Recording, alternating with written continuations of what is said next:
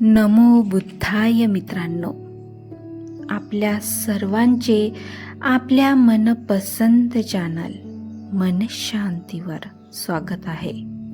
आपण भारतरत्न बोधिसत्व डॉक्टर बाबासाहेब आंबेडकर लिखित भगवान बुद्ध आणि त्यांचा धम्म ह्या पवित्र ग्रंथाचे वाचन करीत आहोत. चला तर सुरू करूया आजच्या वाचनाला. उपभाग 7. शुभ संकल्पाची आवश्यकता. एके समयी श्रावस्तीतील जेतवनात राहत असताना भिक्खूंना उद्देशून भगवान म्हणाले, भिक्खूंनो, पवित्र आणि सुखी जीवनासाठी शुभ संकल्प करण्याची अत्यंत आवश्यकता असते. भिक्खूंनो, तुम्ही कोणते शुभ संकल्प करावेत हे मी तुम्हाला सांगतो, ते ऐका. असा शुभ संकल्प करा की आयुष्यभर मी आपल्या माता पितरांचे परिपालन करीन. मी माझ्याहून थोर लोकांचा आदर करीन. माझी वाणी सदैव मृदू राहील. मी कोणासंबंधी वाईट बोलणार नाही. स्वार्थाचा कलंक धुवून मी माझे अंतःकरण स्वच्छ करीन. औदार्याने शुद्ध हस्ताने दान करण्यात आनंद मानत राहीन. आपल्याला जे लाभेल त्याचा भाग दुसऱ्याला देण्यात समाधान मानेन. वर मागण्यास योग्य असा पुरुष मी होईन. आयुष्यभर शांत राहीन. क्रोध उत्पन्न झालास तर त्याचा मी तात्काळ निरोध करीन.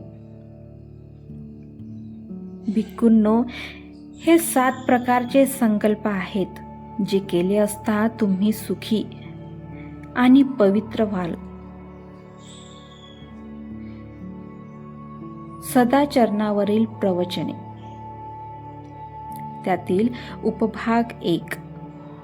सदाचरण म्हणजे काय. एके समयी भगवान एका मोठ्या भिक्खू संघासह कोसल जनपदात चारिका करीत असता ते कोसलच्या झाला नावाच्या गावी आले. ही वार्ता झालामधील ब्राह्मण कुलपतींच्या कानी आली की भगवान बुद्ध त्यांच्या गावी आले आहेत. त्यांना भगवान बुद्धांचे दर्शन घेणे बरे असे वाटल्यावरून ते झाला ग्रामचे ब्राह्मण भगवंताकडे गेले आणि कुशल विचारून स्थानापन्न झाले.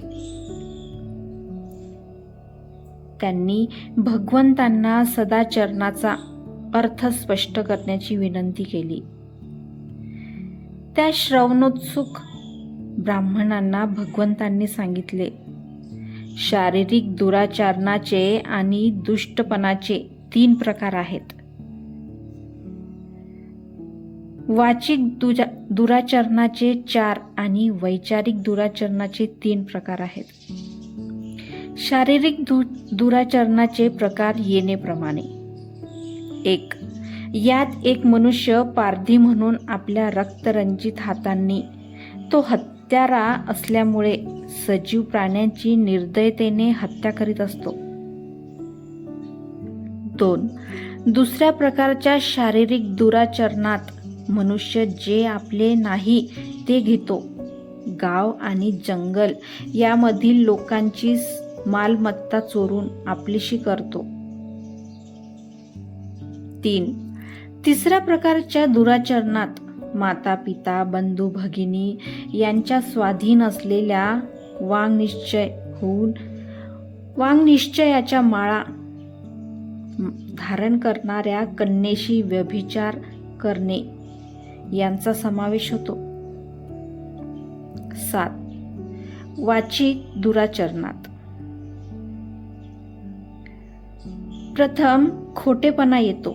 यामध्ये सभेत अथवा गावाच्या, कुटुंबाच्या, राजाच्या अथवा आपल्या व्यवसायाच्या श्रेणीच्या परिषदेत साक्ष देताना जे माहीत नाही ते माहीत आहे, जे माहीत आहे ते माहीत नाही, जे पाहिले ते पाहिले ते पाहिले नाही, अशा तऱ्हेची स्वार्थासाठी अथवा कुणा माणसासाठी अथवा यत्किंचित लाभाच्या अभिलाषेने मनुष्य जाणून बुजून खोटी साक्ष देतो. दुसऱ्या प्रकारच्या वाचिक दुराचरणात चुगलखोरीचा समावेश होतो. या दुराचरणांनी युक्त असलेला मनुष्य माणसाची मने दुसऱ्या माणसांविरुद्ध कलुषित करण्यासाठी इथे कानी पडलेल्या गोष्टी तिथे सांगत सुटतो. असा मनुष्य माणसातील ऐक्य मोडणारा, कलागती लावणारा असतो. कलागती लावण्याची त्याची नियत त्याला तसे बोलवायला लावते. कलागती हे त्याचे सुख आणि आनंद होय. तिसऱ्या प्रकारच्या वाचिक दुराचरणाने युक्त असलेल्या मनुष्याची वाणी कडवट असते.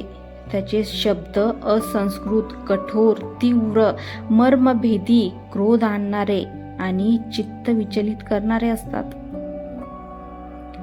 चौथ्या प्रकारच्या दुराचरणांनी युक्त असलेला मनुष्य म्हणजे सदैव बडबड करणारा माणूस.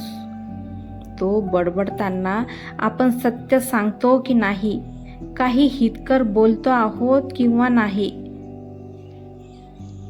याचा विचार करीत नाही. त्याच्या बोलण्यात धर्मही नसतो, नीतीही नसते. काहीतरी क्षुद्र, अनुचित, पोरकट, विनाकारण अशी निरर्थक बडबड तो नेहमी करीत असतो. वैचारिक म्हणजेच मानसिक दुराचरणाच्या पहिल्या प्रकारात लोभ विकृतीचा समावेश होतो. असा मनुष्य परधनाचा सारखा हव्यास धरीत असतो. दुसऱ्या प्रकारच्या दुराचरणात दुसऱ्याचा दुस्वास, द्वेष आणि यांचा अंतर्भाव होतो. तो अशी इच्छा करू शकतो की त्याच्या आसपासचे प्राणी नष्ट व्हावेत, ते जिवंत राहू नयेत. तिसऱ्या प्रकारच्या दुराचरणात मिथ्यादृष्टी असते. मनुष्य दान, त्याग, दक्षिणा अशी काही गोष्टच नाही असे मानतो. त्याला वाटते सत्कर्म किंवा असत्कर्म यांची फळे भोगावी लागतात हे खरे नव्हे. इहलोक आणि परलोक हे सर्व झूट आहे असे तो मानतो. आईबाप, आप्तेष्ट यांनाही तो मानत नाही. ज्यांनी सम्यक मार्गाने जाऊन इहलोक किंवा परलोकाचे ज्ञान मिळविले आहे आणि दुसऱ्यांना ते ज्ञान दिले आहे असे श्रमण आणि ब्राह्मण या जगात आहेत, या गोष्टींवर त्याचा विश्वास नसतो. या उलट शारीरिक, वाचिक आणि वैचारिक सदाचरणाचे अनुक्रमे 3, 4 आणि 3 प्रकार आहेत. शारीरिक सदाचरणाच्या पहिल्या प्रकारात मनुष्य कोणत्याही जीवाची हत्या करण्यापासून विरत असतो. तो आपला दंडा किंवा तलवार याचा त्याग करतो. तो निरपराधी व दयावान बनतो. सर्व सजीव प्राण्यांसंबंधी करुणामय असे जीवन तो जगत असतो. दुसऱ्या प्रकारचे शारीरिक सदाचरण म्हणजे दिल्याशिवाय दुसऱ्यांचे न घेणे आणि प्रामाणिकपणे जगणे. तिसऱ्या प्रकारात सर्व प्रकारच्या वैषयिक मिथ्याचारांचा त्याग करणे, अव्यभिचारी राहणे यांचा समावेश होतो. असा सदाचरणी मनुष्य आई बाप, बंधू भगिनी, आप्तेष्ट यांच्या स्वाधीन असलेल्या, जिच्या गळ्यात वाङ्निश्चयाची माळ आहे अशा कन्येशी तो वैषयिक संबंध ठेवत नाही. वाचिक सदाचरणाच्या पहिल्या प्रकारात मनुष्य असत्य भाषण सोडून देतो, असत्याचा त्याग करतो, त्यापासून दूर राहतो. त्याला सभेसमोर किंवा गाव, कुटुंब, राजकुल अथवा आपल्या व्यवसायाच्या श्रेणीसमोर साक्ष द्यावयास सांगितली असता जे माहीत नाही ते माहीत नाही म्हणून सांगतो. जे माहीत आहे ते माहीत आहे म्हणून सांगतो, जे पाहिले नाही ते पाहिले नाही म्हणून सांगतो, आणि जे पाहिले ते पाहिले आहे म्हणून सांगतो. स्वार्थासाठी, दुसऱ्यांसाठी अथवा क्षुद्र लाभासाठी तो कधीही बुद्धिपुरस्पर खोटे बोलत नाही. दुसऱ्या प्रकारच्या वाचिक सदाचरणात मनुष्य चुगलखोरीचा त्याग करतो, निंदेपासून परावृत्त होतो. लोकांमध्ये कलागती लावण्यासाठी जे इथे ऐकले ते तिथल्या लोकांना सांगत नाही, आणि जे तिथे ऐकले ते इथल्या लोकांना सांगत नाही. तो ऐक्य निर्माता आणि प्रेमभाव वाढवणारा असतो. माणसा माणसात सुसंवाद, ऐक्य राखणे हेच त्याचे सुख आणि आनंद होत. तिसऱ्या प्रकारच्या वाचिक सदाचरणात मनुष्य कटू शब्दांचा त्याग करतो, त्यापासून परावृत्त होतो. तो जे काही बोलतो त्यात खवचटपणा नसतो. त्याचे भाषण आल्हाददायक, मैत्रीचे, कळकळीचे, सुसंस्कृत, हितकर आणि सर्वांना स्वागतार्ह असे असते.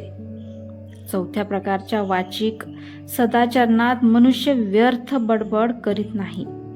तो उचित आणि वास्तविक आणि नेहमी लाभदायक असे बोलतो. योग्य, संस्मरणीय, उद्बोधक, व्यवस्थित आणि अतिहितकर अशा रीतीने तो धर्म आणि नीतीसंबंधी भाषण करतो. वैचारिक सदाचरणाच्या पहिल्या प्रकारात मनुष्याच्या ठिकाणी लोभाविष्टपणाचा अभाव असतो. परधन आपले व्हावे अशी हाव तो कधीही धरीत नाही. दुसऱ्या प्रकारात दुस्वास अथवा द्वेष यांना तो आपल्या विचारात स्थान देत नाही.